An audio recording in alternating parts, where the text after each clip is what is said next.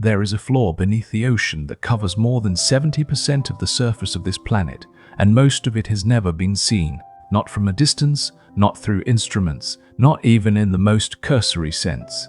We have better maps of the surface of Mars than we have of the bottom of our own ocean, and in the fraction of that floor that we have managed to look at, the thin ribbon of seafloor that human technology has actually visited, photographed, and examined, we have found things that do not fit the categories we brought with us, objects that should not be there, structures that should not exist in the form they exist, formations that require explanations we have not yet agreed upon.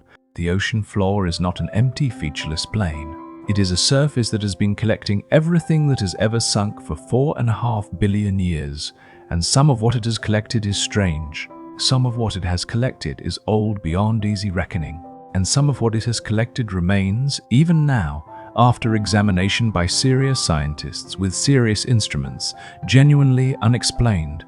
What follows is not a catalogue of sensational claims or the territory of conspiracy. It is a careful, patient account of the things that have actually been found on the ocean floor that resist comfortable explanation.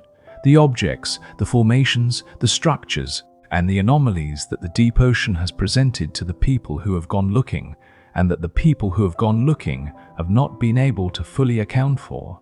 The Baltic Sea Anomaly, discovered in 2011 by a Swedish diving team using side-scan sonar, is perhaps the most discussed unexplained ocean floor object of recent decades. The team, called Ocean X, was searching for sunken cargo in the northern Baltic when their sonar equipment returned an image of an object on the seafloor at a depth of approximately 85 meters that appeared, in the sonar image, to resemble the Millennium Falcon from Star Wars, a roughly circular form approximately 60 meters in diameter with what appeared to be straight edges, a distinct raised structure on top, and a long track in the sediment behind it, as though it had slid to its current position from somewhere else. The object was subsequently dived by the same team, who reported unusual equipment failures in its vicinity, cameras cutting out, satellite phones losing signal, and who brought up rock samples that contained a concentration of limonite and goethite that one geologist described as unusual for the Baltic seafloor. The scientific explanations that have been most seriously proposed include a glacial erratic, a rock formation deposited and shaped by glacial activity during the last ice age, or a natural, geological formation produced by the unusual geological history of the Baltic Basin. None of the explanations has been fully satisfying to everyone who has examined the available evidence, and the object itself has not been subject to the kind of systematic scientific investigation that would definitively resolve the question. The Baltic Sea Anomaly sits on the floor of a shallow sea in northern Europe, accessible enough that it has been dived, but not thoroughly enough studied to be definitively explained. The Yonaguni Monument off the southern coast of Japan is a more extensively studied and more deeply contested object, discovered in 1986 by a dive instructor named Kihachiro Aratake. The Yonaguni Monument is a large formation of rock on the seafloor at depths ranging from 5 to 40 meters near the island of Yonaguni in Okinawa Prefecture. The formation consists of large, flat-faced rock surfaces, right-angled or near right-angled edges, what appear to be terraces or steps, channels cut into the rock, and at least one formation that resembles an arch. The debate about Yonaguni has been conducted at a serious scientific level and has not been resolved. Masaki Kimura, a marine geologist at the University of the Ryukyus, has argued extensively that the formation shows evidence of human construction, that the angles, the channels, the apparent terracing are too regular and too structurally coherent to be the product of natural geological processes. Robert Schoch, a geologist at Boston University who has examined the site personally, has argued the opposite, that the rock at Yonaguni is a sandstone that naturally cleaves along straight planes and right angles, and that the formation can be explained entirely by natural wave action, current erosion, and the physical properties of the rock itself without invoking human activity. The question of Yonaguni's origin matters in part because of its age. If it is a human construction, it would have been built when the site was above sea level, which, based on the sea level history of the region, would have been at the end of the last ice age. more than 10,000 years ago, pushing the evidence for sophisticated human construction back several thousand years before what archaeology currently recognizes as its earliest appearance. In the deep Atlantic, at depths far below the reach of any diver and accessible only to remotely operated vehicles, a different category of unexplained objects exists. The ocean floor of the mid-Atlantic is crisscrossed by the Mid-Atlantic Ridge, one of the most geologically active structures on Earth. And the rift valleys and volcanic features along this ridge have produced formations that challenge easy geological classification. In 2016, a research team examining hydrothermal vent fields in the Atlantic discovered what appeared to be a series of circular structures on the seafloor that initially suggested to some researchers organized construction. Subsequent analysis attributed the formations to the crystallization processes associated with hydrothermal activity, specifically the precipitation of minerals from hydrothermal fluids creating ring-like structures as the fluids spread across the seafloor and cool. The formations are real. The explanation, while scientifically plausible, required detailed geochemical analysis to establish, and the initial visual impression of regular, organized structures on a deep ocean floor is not one that yields easily to a casual reading. The deep ocean consistently produces formations that look, at first encounter, more organized than natural processes are expected to produce. The case of the Bimini Road off the coast of North Bimini Island in the Bahamas occupies a similar contested space to Yonaguni, though in much shallower water. The Bimini Road is a linear arrangement of large, flat limestone blocks on the seafloor at a depth of 5 to 8 meters, extending for approximately 800 meters. The blocks are large, some up to 5 meters across, and they are ranged in a formation that, to those who argue for a human origin, resembles a road, a wall, or a structural foundation. The arguments for natural origin cite the process of beach rock formation, the cementation of beach sediment into limestone blocks by the precipitation of calcium carbonate, and point to the tendency of beach rock to fracture along regular lines, producing roughly rectangular blocks that can be arranged in the kind of linear patterns visible at Bimini by natural beach rock deposition and fracturing alone. Arguments for human construction point to the regularity of the arrangement, the size of the blocks, and the presence of what appear to be double or triple rows of stones in some sections.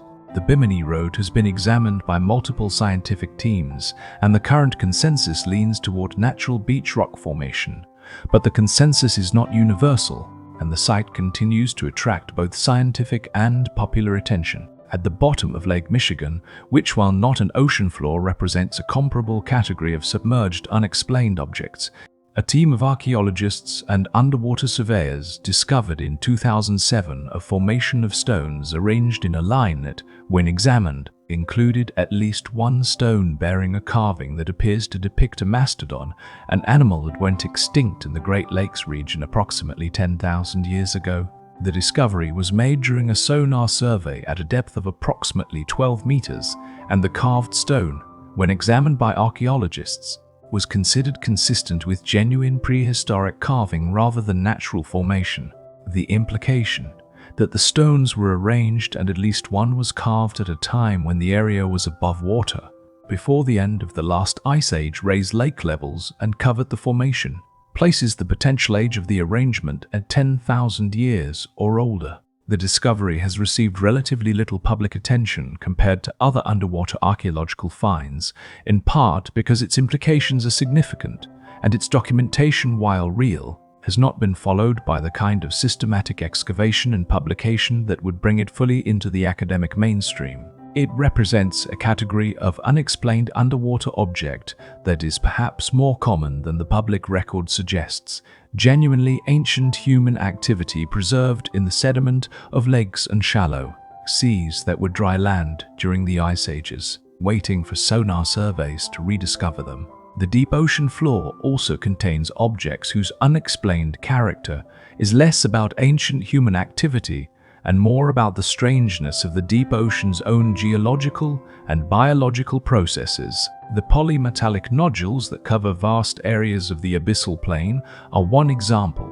Potato-shaped concretions of manganese, iron, nickel, copper, and cobalt that form on the seafloor over millions of years by the slow accretion of minerals from seawater onto a nucleus, often a shark tooth or a fragment of bone. The nodules are real, scientifically understood in their broad formation mechanism, and present in quantities that have attracted serious commercial mining interest. But the rate of their formation, millimeters per million years, makes them among the slowest forming geological features on Earth. And the density of their coverage in parts of the Pacific abyssal plain is so high that it has never been fully explained by the formation mechanisms currently understood. Why the nodules are so dense in some areas and absent in others, and why the formation rate varies so dramatically across different parts of the seafloor, remains an active research question without a definitive answer. Deeper than the nodule fields, in the hadal trenches that represent the ocean's greatest depths,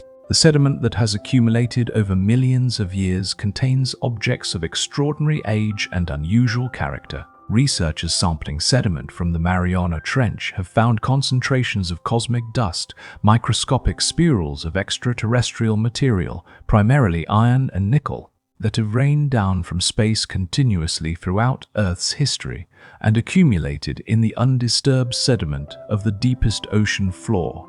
The cosmic spirals are real, scientifically understood, and not in themselves unexplained, but their concentration in trench sediments has allowed researchers to reconstruct the history of cosmic dust delivery to Earth over millions of years, and those reconstructions have revealed variations in the rate of cosmic material delivery that correspond in some cases to known astronomical events and in other cases to events whose causes are not yet identified. The deep trench sediment is an archive of things that have fallen from space, and some of what the archive records has not yet been explained. There are also, in the deep ocean, objects of entirely modern origin whose presence is unexplained in a different sense.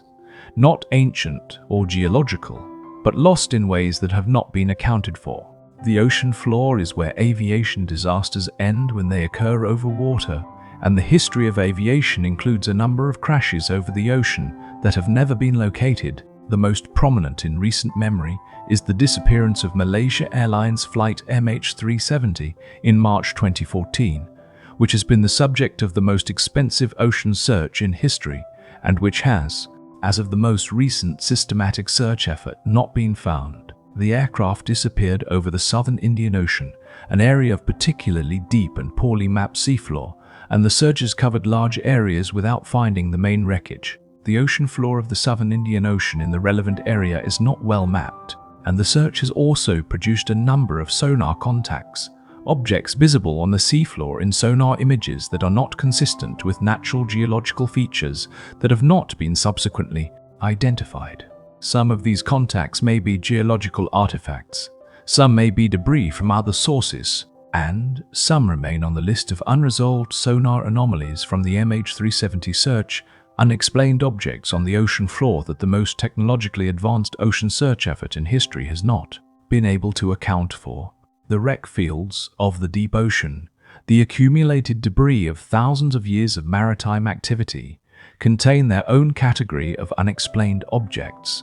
The deep Mediterranean is particularly rich in ancient wrecks, and some of those wrecks have yielded objects whose sophistication challenges the accepted timeline of technological development. The Antikythera mechanism, recovered from a Roman-era shipwreck off the Greek island of Antikythera in 1901, is the most famous, a bronze mechanical device of extraordinary complexity. Its gears and dials designed to compute the positions of the sun and moon and predict astronomical events, whose level of mechanical engineering was not thought to have existed in the ancient world until the mechanism itself proved that it did. The Antikythera mechanism is now well understood as a genuine ancient artifact. The consensus is that it was built by Greek engineers sometime in the 2nd or 1st century BCE, but its existence implies that the level of mechanical knowledge required to build it was present in the ancient Mediterranean world, and that such mechanisms may have been more common than the single surviving example suggests. The ocean floor may contain other examples of ancient technology of comparable sophistication that have not yet been found, objects preserved in the anaerobic conditions of deep ocean sediment that would tell a different story about the capabilities of ancient human civilization if they were recovered. The sonar anomaly, known as the underwater city of Cuba, reported by researchers Paulina Zalitsky and Paul Weinsweig in 2001, is one of the most dramatic and least resolved of the underwater unexplained object reports of recent decades.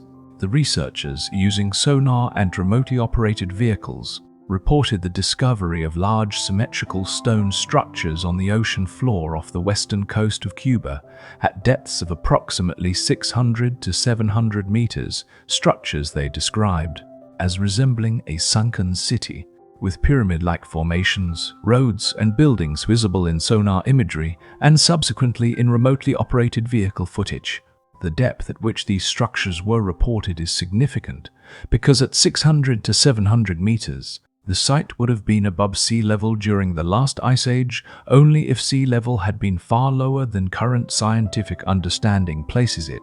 The geological explanation most frequently offered is that the structures are natural formations produced by the fracturing and erosion of volcanic rock, which can produce flat-faced, angular formations similar to constructed structures under the right geological conditions. The Cuban government's Geological Institute examined the evidence and concluded that the features are geological rather than archaeological in origin. The researchers who made the original discovery have disputed this conclusion. The site has not been subject to the kind of systematic physical sampling and analysis that would definitively resolve the question, and it remains on the list of deep ocean sonar anomalies that have been observed but not fully explained. The ocean floor off the coast of Western Australia, in the area searched during the MH370 investigation, produced sonar images of an object that sparked considerable attention in 2015. A long, straight feature with right-angle corners visible on the seafloor at a depth of approximately 3.5 kilometers that some analysts suggested might be the missing aircraft or a previously unknown structure. Subsequent analysis by Australian maritime authorities attributed the feature to a geological formation, possibly a volcanic intrusion or a fault scarp produced by the region's complex geological history. The conclusion was reached without physical investigation of the site. The analysis was based entirely on the sonar data, and while geological explanations for right-angle seafloor features are not uncommon, the feature has not been physically sampled or observed by remotely operated vehicle. It sits on the bottom of the southern Indian Ocean in an area that is very difficult to access, in water whose geology is not well understood, as an unexplained mark in the sediment that may be entirely natural and may be something else. What the ocean floor has proven across every decade of systematic exploration is that its capacity to preserve things is extraordinary, and its capacity to surprise the people who study it is essentially unlimited. The conditions of the deep ocean, cold, dark, low oxygen, high pressure, undisturbed by the erosion and biological activity that destroys things on land, are among the best preservation conditions on Earth. Objects that have been on the seafloor for thousands of years can be in better condition than objects buried on land for a fraction of that time. The organic material from the RMS Titanic, which sank in 1912, has been largely consumed by iron-eating bacteria over the past century, but metal and stone objects in the deep ocean can persist for geological timescales without significant alteration. Whatever is on the deep ocean floor has been there, in most cases, for a very long time and will continue to be there for a very long time more, waiting with the patience that only the deep and cold and undisturbed can practice. The unexplained objects on the ocean floor are not, in the end, evidence of any single extraordinary claim. They are evidence of something simpler, and in some ways more profound, that the ocean floor is a surface that has been accumulating things for longer than human civilization has existed, that our ability to examine it is still in its earliest stages, and that the categories we bring to that examination are sometimes too small for what we find. The Baltic Sea Anomaly may be a glacial erratic. The Yonaguni Monument may be natural rock. The Bimini Road may be beach rock. The Cuban underwater structures may be volcanic geology. Each of these explanations may be correct, and if they are correct, they are interesting geological phenomena in their own right. But the possibility that some of what we have found on the ocean floor is something other than what the most convenient explanation suggests is not a fringe position. It is the honest acknowledgement that a surface we have barely examined has already produced, in the thin ribbon of seafloor we have managed to look at, objects and formations that serious scientists have found seriously difficult to explain.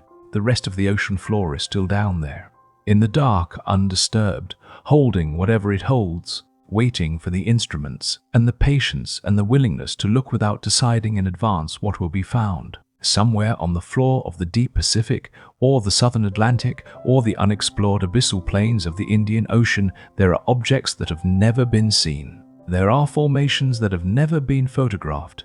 There are things that have been resting on the bottom of the ocean since before our species evolved, in conditions that have preserved them exactly as they were when they arrived. We do not know what they are. We do not know where they are. We have not looked.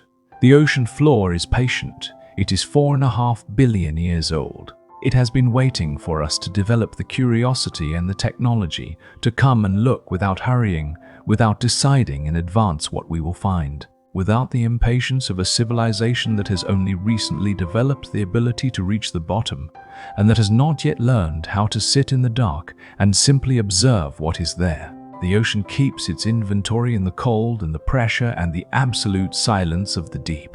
And the inventory, as everything we have found so far suggests, is larger and stranger and older than anything we have yet imagined.